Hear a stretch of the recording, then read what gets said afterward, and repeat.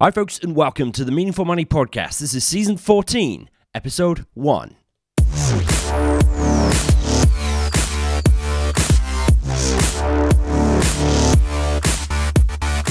This is the podcast dedicated to helping you put your finances in order. My name is Pete Matthew, and I'm going to share with you everything you need to know and everything you need to do to secure your financial future. I'm here to help you make sense of money.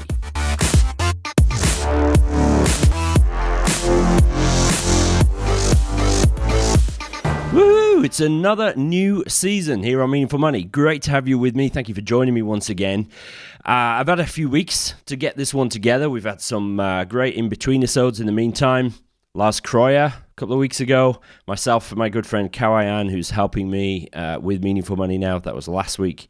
So this season is going to be a belter, and obviously I would say that, but I'm looking forward to getting into it now. So we're going to sort of intro the season this week. Give you a little bit of homework at the end as well, but I want to sort of set you up for what's coming over the next few weeks so that you can be prepared. And after we've done that, obviously I'll talk about what we're going to be discussing next week. Go over a review or two that have been left this week. In fact, I'm sort of way behind, way in hand, I should say, on my reviews. So it's these reviews were actually left quite a few weeks ago, but keep them coming. It really helps. meaningfulmoney.tv/iTunes. I'll just slip that in there and remind you at the end as well. But before any of it, remember, this podcast continues to be brought to you with the help of my friends at 7 Investment Management. They've been helping me out here since the spring of 2011. Really could not have done this without them, and I continue to be extremely grateful to them. So please do check out what they're up to. They're at 7im.co.uk. That's the number 7, im.co.uk. Check them out. Okay, this season, I'm going to call new accumulators. Say what now? Catchy, right? New accumulators. The idea is to capture those who are setting out building wealth, and that really isn't anything to do with age. Many people really only start getting started with this stuff. Start getting started. That was a tautological sentence. Many people who are getting started with this stuff really are in their 50s even later sometimes. It's not just those of us in our 40s, 30s, 20s, or whatever. It really isn't about age. And as I sort of reinforced towards the end of last season, season 13, it's never too late to start. Better to start late than never at all. Okay? So I didn't want to call it the young accumulators season for that reason, because that, suggests age when it really isn't. So it's new accumulators, those who are new to accumulating wealth. Okay? Now, more than any other question I get and have got in the nearly 10 years I've been doing this whole project, I get asked, where do I start investing? Okay, now I deal with that in great detail in my course, which is called Learn How to Invest, and that's over at learnhowtoinvest.co.uk. Now, in due course, that's going to be folding into the new Meaningful Academy, which is still under construction.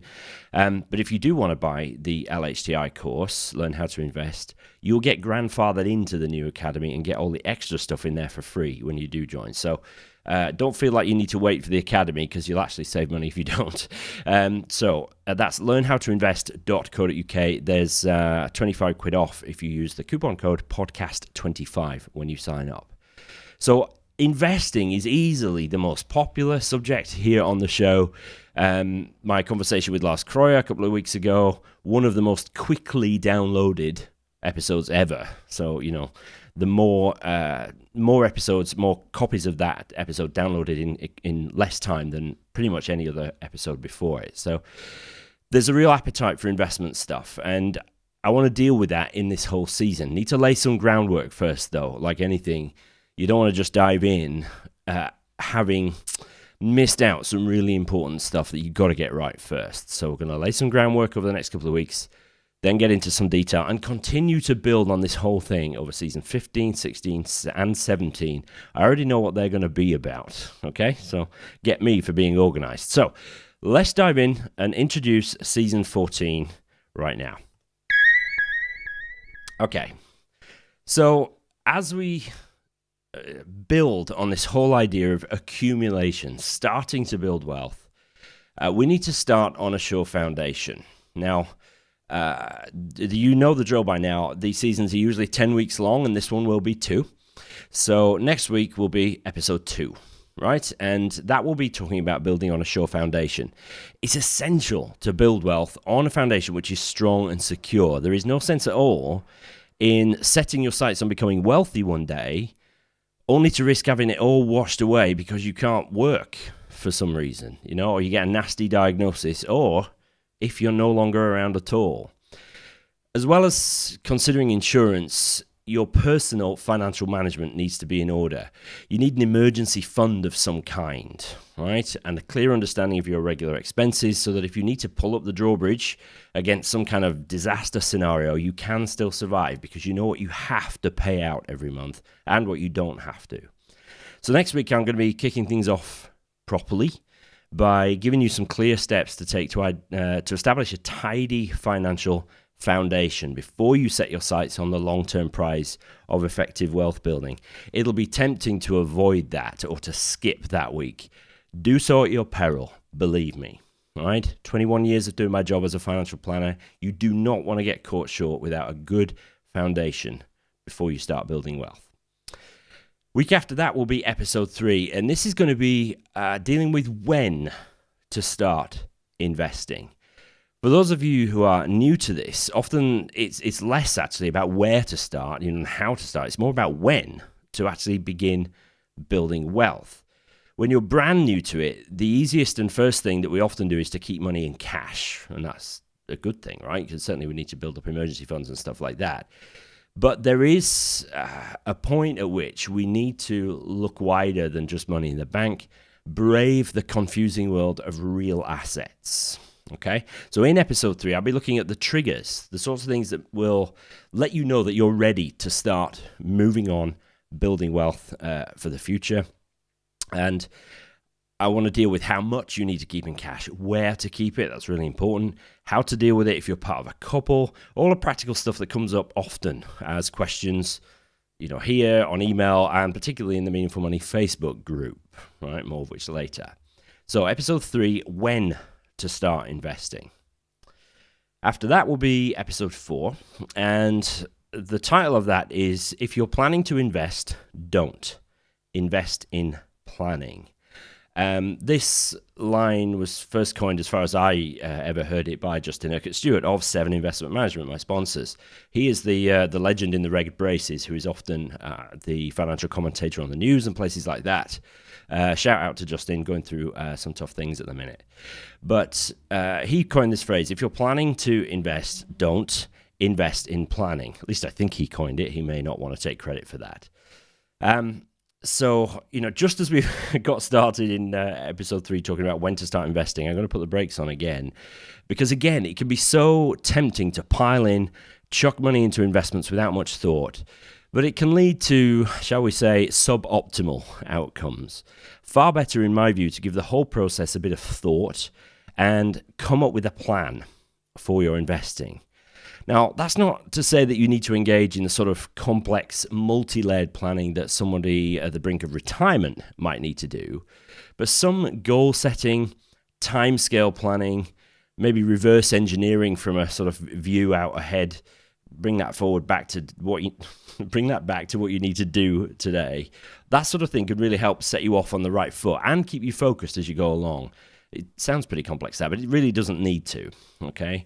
When we're getting started as investors, we just need to put a few things in place to make a solid start without then making mistakes that we'll need to unpick later. All right. Bit of solid planning at outset will really stand you in good stead. Right. Episode 5. Risk tolerance and capacity for loss. It is impossible to deal with accumulating wealth, investing, without also looking at the thorny subject of risk. It's a subject that I've considered in some depth before, most recently in season 10, where I talked about financial first principles, the sort of core truths of financial success, if you like. Episode 5 of that season was about risk. Also considered it way back in season 2, episode 3, that was July 2016. So there's some stuff you can listen back to if you want to get ahead. But I want to deal certainly more comprehensively than I ever have done before with something called capacity for loss. It's closely related to risk tolerance, but it's importantly different from it as well. So I want to deal with that. There is such a danger when we're getting started that we pile into assets, or more likely a blend of assets, very often, but that might be entirely unsuited to the goal that we've set ourselves.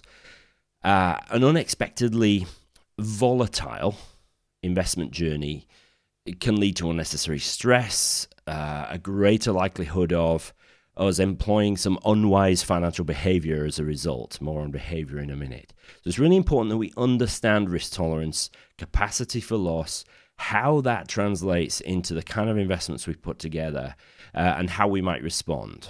Okay, so that's episode 5, risk tolerance and capacity for loss. Episode 6 will be a discussion about real assets. For new accumulators, it can be confusing. In the Facebook group, we get lots of questions saying, I'm just confused, I don't know where to start, right? I might preach something called passive multi-asset investing, but for a lot of people, I might as well have just uttered a sentence in Greek, right? Those words don't mean anything. So we need to understand that investing is different from saving in that it involves converting your money into real assets, things which produce an income and which increase in value over time, but might also decrease. That's what real assets are, different from saving in the bank. And there's lots of them, right? There's lots of different things we can invest into, and we'll consider obviously the big hitters, the main things that we invest in, and some other less mainstream considerations that you will come across as you start to build a portfolio. We need to understand how they work, what makes the assets different from each other and similar to each other, and then how you blend them to create asset allocations. That's like a pie chart. Imagine a mix of different things. If you get that right, you can build wealth somewhat predictably. Somewhat, not completely, right? So that's episode 6, a little bit about real assets and asset allocation and stuff like that. Then we've got a sort of 2-week mini workshop, if you like, about behavior. More than ever before, I'm convinced that the single biggest determinant of our success or otherwise when it comes to wealth building is not our chosen asset mix, it's not market timing, it's not even the power of compounding, but it's our behavior towards our money. Let that sink in. Our behavior is more likely to derail our financial success than our investment choices. The problem is, such as it is that we are emotionally driven beings. We've evolved over millennia to tend towards self-preservation. And that can impact negatively on our investments because our innate tendencies are very often at odds with the logically correct thing to do with our investments at any given time. So I can bang on about what the right thing to do is, but if it feels like the wrong thing to do, then that's tough to overcome. Back in season 3, I did a whole season of 7 episodes dealing with the subject of behavioural finance. But my own understanding has improved since then, hoping to line up a guest interview for either episode 6 and 7, but I won't say who until I know it's booked in. But unless we can understand our inherent biases and tendencies early on in the investing process, we risk massive issues later on once those tendencies are entrenched, right? That can really be a problem to undo them. So we need to try and understand that stuff. As if we are new accumulators, try to get our heads around it early on so that we don't entrench bad habits.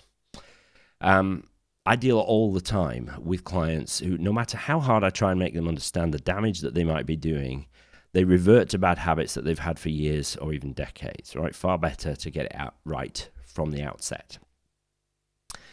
Episode 9, penultimate session in this season, will be the simple needs of new accumulators.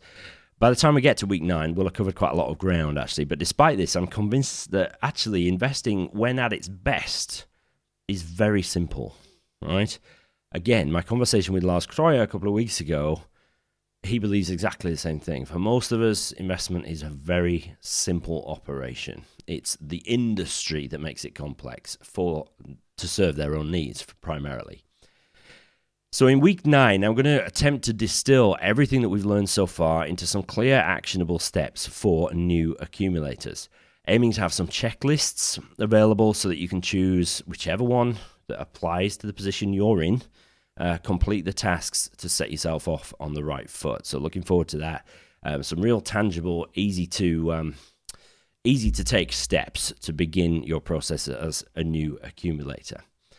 And then finally, episode 10, I'm going to round off with a season Q&A. Tend to do that these days. It's sort of become traditional, and this season will be no exception. So once again, I've set up a special email address, all right? And you can send your challenging and testing questions to season14 at meaningfulmoney.tv. That's season14 at meaningfulmoney.tv. Send them in. I love to get them. I collate them. We sort of work out the most often themes that come through those questions. So do send them in. I had over 100 of them in the last season, so it took some going through. So please keep them coming. Season 14 at meaningfulmoney.tv.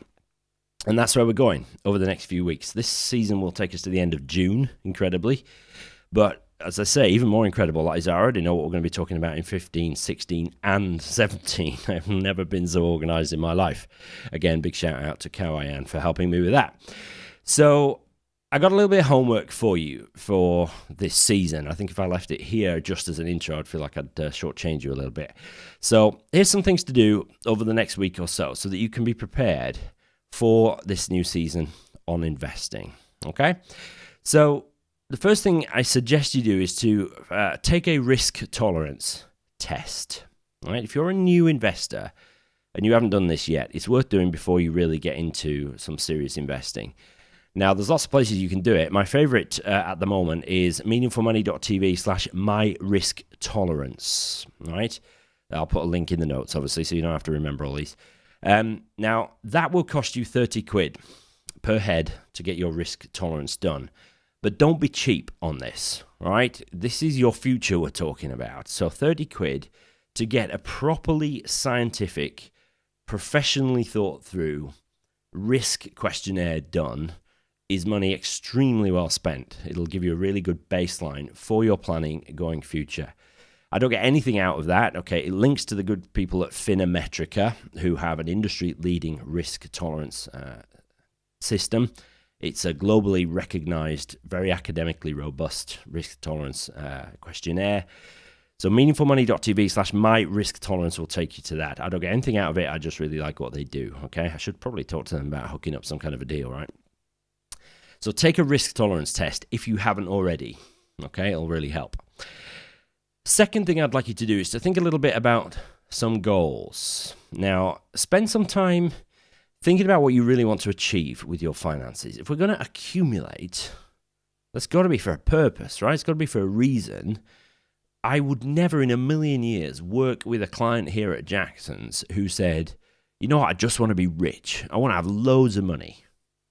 Doesn't interest me at all. Money is there to serve your life purpose, whatever that is, and nobody is there to tell you what that is. Your life purpose is your life purpose, and you are the arbiter of that.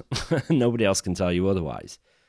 So, we need to sort of put some parameters on what financial success might look like. Do you want to aim for a particular target, like financial independence by age 55 or 45 or 35 or whatever? Is it a little bit more vague than that, right? It's fine to be uncertain, at least initially, but there is merit in spending some time to dream a little bit. Be wary of goals like, I want to be rich, right? It's too vague. We need some specifics, right? So if we're going to think in terms of numbers, what would that number look like? What number would you need right now to be financially free, right? As a rule of thumb, you might take your current monthly expenses, take off your mortgage, because hopefully you paid that off, multiply your monthly expenses by 25, right? Then if you add your mortgage balance back onto that, right, then, you'll come up with a number which probably will serve you pretty well. Certainly the FIRE movement, the Financial Independence Retire Early movement, a lot of them work on a rule of 25. So whatever your annual expenses are, multiply that. I think I said monthly expenses. That's not good. You need to work out annual expenses. So if you take your annual expenses, multiply them by 25, add your mortgage balance back on as well, then that will be plenty, probably, for you to live the rest of your life in relative comfort. Certainly as you in the manner to which you've been accustomed, shall we say. So that's just a guide. Take a look and think about that. If it's not your current annual expenses, what would you like your annual lifestyle to look like? What would that cost? And then multiply that up. Try to put some numbers on it and obviously some timescales. But we're going to talk a little bit about that in the planning session in week. Let me just check what week was that. That was episode 4. So we're going to talk about that then. So think about your goals. Think about a little bit of planning. And then the third thing, if you haven't already, join the Meaningful Money Facebook group. I've mentioned it quite a few times now. It kind of grew as season 13 went on. There's now over 1,250 people in the group as I'm recording this. Every day, people are asking really intelligent questions, getting great answers as well, not just from me. In fact, usually not from me, usually from the community, which is awesome. Really great atmosphere in there as well. People are friendly, really keen to help. And I'm learning things too, which I think is amazing. Not because I don't think I have anything to learn. I just think it's a fantastic place to be where we can learn from each other. So join the group. It's meaningfulmoney.tv/community. All right, you need to ask to join. There's 3 very quick questions we ask you to answer. That's sort of keep out the spammers, really. But meaningfulmoney.tv/community. Come and join the party. We're having a lot of fun in there. For those of you who are new accumulators, those for whom this season is particularly well suited, chances are any questions you have will be answered most quickly in the Facebook group. So if you want a quick answer, join the group and ask it there. Certainly you'll get an answer more quickly than I can answer my email. That's just getting a bit ridiculous in the inbox there. So just 3 little things to do then. Take a risk tolerance test. Think about some goals. You don't have to be too uptight about that, but let's just spend some time thinking about what we would like life to look like if our financial planning pays off. Join the Meaningful Money Facebook group. Ask any questions in there. I also do a live monthly Q&A in the Facebook group, which is pretty cool as well. So I think it's going to be a great season. It's going to set us up for financial success. I'm looking forward to getting stuck into it properly next week for sure. So hope you're along for the ride. Season 14 is going to be a belter. New accumulators. It's going to be everything you need to know and everything you need to do. So quick review. This is from Tom Paul Mitchell, who says, by far the best UK personal finance podcast out there. Comprehensive, Tom. I love that. Thank you. There's no doubt about your views, which is superb. I'm 21 years old. Nice. Recently graduated from university. Started listening to Pete just over 2 months ago, and I'm quickly working my way through the series, picking the episodes that I feel are most relevant to me. I love that. Key benefit of podcasts. You can pick and choose, right? I've listened to about 40 so far, and I love them. They make everything to do with investing and finance simple. Pete has empowered me to take control of my personal finances, and in doing so, has allowed me to feel very optimistic about my future. Thank you so much, Pete. Can't imagine how much of your time you've put into making the show. Please keep going. Well, a lot of time is the answer, Tom Paul Mitchell. So I'm glad you appreciate it. I'm glad you're getting benefit from the show. If you want to leave a review just like Tom Paul Mitchell did, meaningfulmoney.tv/iTunes. It really, really helps me out. Keeps Meaningful Money near the top of the rankings, helps other people find the show, all that good stuff. So please do that, meaningfulmoney.tv/iTunes. Right, next week we are going to be talking about building on a sure foundation. So tempting to skip this step, but please don't, right? I'm going to go fairly deep, giving you clear steps to get some data protection in place. Data protection, jeepers. That shows you a little bit about what's on my mind at the moment. Get some decent protection in place before you start to build wealth on that solid foundation. Remember, any questions about what's coming up, send them to the email address for this season. That's season 14 at meaningfulmoney.tv. Okay, season 14 at meaningfulmoney.tv. Okay, that's it for this week. Just a bit of an intro and a bit of a taster of what's to come over the next few weeks. Hope it was useful. Remember those little homework things, and I look forward to having you join me for the rest of the season. Okay, any questions or comments on today's show, meaningfulmoney.tv/NA1 for new accumulators 1. Not sure if I said that earlier on. Hope you enjoyed it, folks. Thanks for listening. Talk to you next week.